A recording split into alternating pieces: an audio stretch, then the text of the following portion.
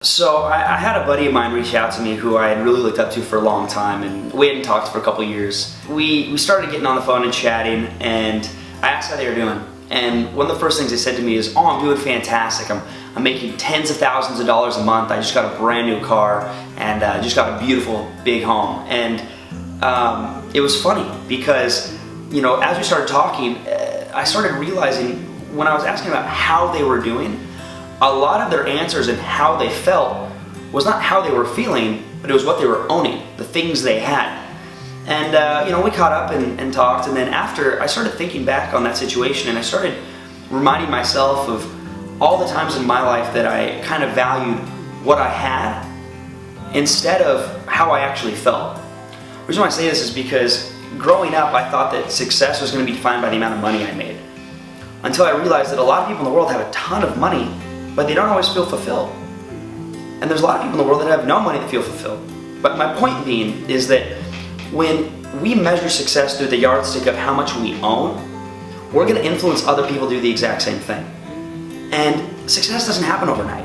Any entrepreneur that says they're a self-made person, or you know they made it, there's no way, because anyone that's successfully learn and live off the shoulders of giants, and you never actually make it. You're always learning, you're always growing, you're always making mistakes. My point though is that as we lead people, we have to, as leaders, really make sure that we're leading people into a direction that's going to help them get results that they want, not just by what they own, but what's more important is how they live and how they contribute back, the experiences that they share, and the people that they create in their life, and the connections that they grow, and really building a audience that are about deeper things than just what you own, and more so how you can contribute with a community.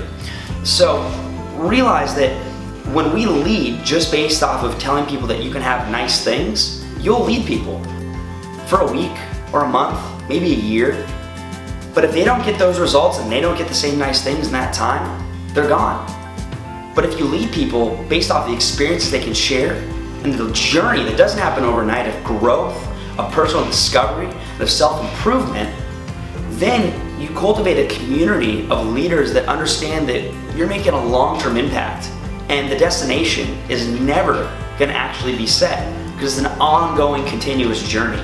And then you don't measure the yardstick by how much you have, it's how much you've created around you that allows you to give on a bigger scale. So make sure you really define how you're measuring that yardstick of success. Is it by how much you own, or is it by how much you're living?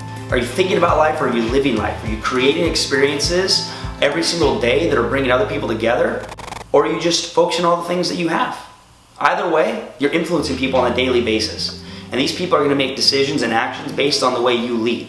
And if you're listening to this and you're looking up to different mentors and leaders, make sure you're following people that are building a legacy long-term that adds value beyond just teaching overnight success, because anyone that's created success knows it doesn't happen overnight.